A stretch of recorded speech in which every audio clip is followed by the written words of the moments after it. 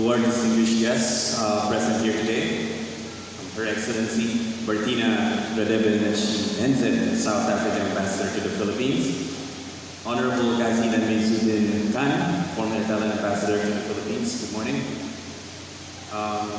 Country Manager of the United Nations Office on Drug and Crime, Mr. Daniel, nice to see you again. Mr. Gustavo Gonzalez, United Nations Resident and Humanitarian Coordinator in the Philippines. Good morning.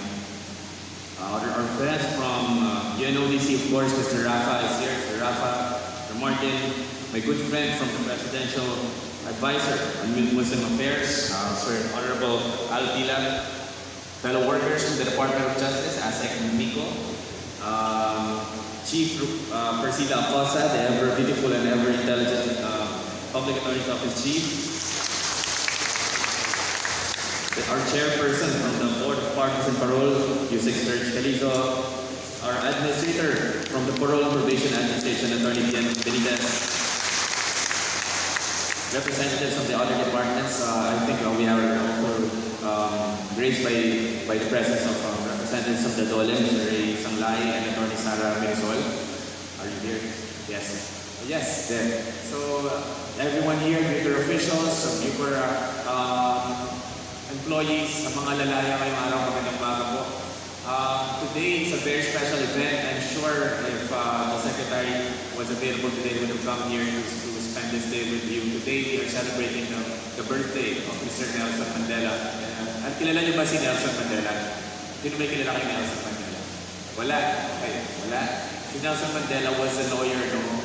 Naging PDL rin siya during his time. 27 years he was incarcerated. And he was a politician, naging presidente siya ng kanyang bansa. Pinaglaban niya ang equality, ang inclusion. Naging model siya ng buong mundo kung paano itrato ang mga PDL. Kaya meron tayong Nelson Mandela Rules. So ginagawa natin, panapakan natin si Nelson Mandela. At hindi lang po yan sa Bucor, hindi lang po yan sa BGNP, sa buong mundo. Ginagamit po natin ang standards ng Nelson Mandela Rules. Sinabi niya po, ang pinaka-importante sinabi niya, a nation should not be judged by how it treats its highest citizens but its lowest ones. Ang isang bayan na hindi dapat natin husgahan base sa pagtrato sa mga matataas na mga mamamayan, kundi yung pinakamababa. At he was referring to, tinutukoy po niya ang mga PDL. So, kung maganda ang pagtrato sa PDL, maganda ang isang bayan, maganda ang administrasyon. Kaya po yun po yung aming ginagawa dito sa Department of Justice sa pangunguna ng ating Presidente, of course, President Bongbong Marcos. We are aware of this, no? Of this ideology, of this belief. Kaya po, we focus on congestion. Nuna po natin yung congestion because kung maayos po natin ang congestion, marami pang ibang problema na maayos sa solusyon natin. Kriminalidad, violence, droga, even budgetary, no?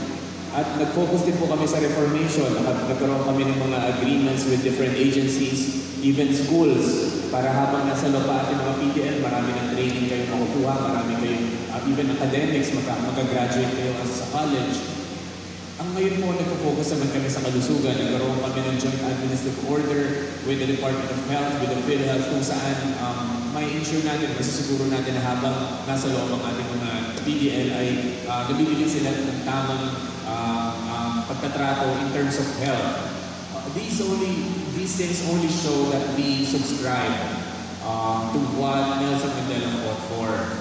Gusto po namin na maging mabuti ang inyong kalagayan habang nasa loob ang ating mga PDL at mayroon kayong pupuntahan pa sa inyong paglabas dahil ito ang pinaglaban ni Mr. Nelson Mandela.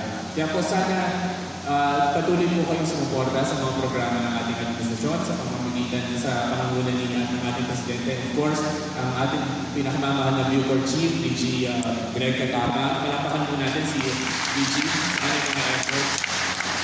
At sa pamamagitan po ng inyong suporta, sama-sama po natin itaguyod ang pinaglaban ni Nelson Mandela. Maraming salamat po. Mabuhay po tayo.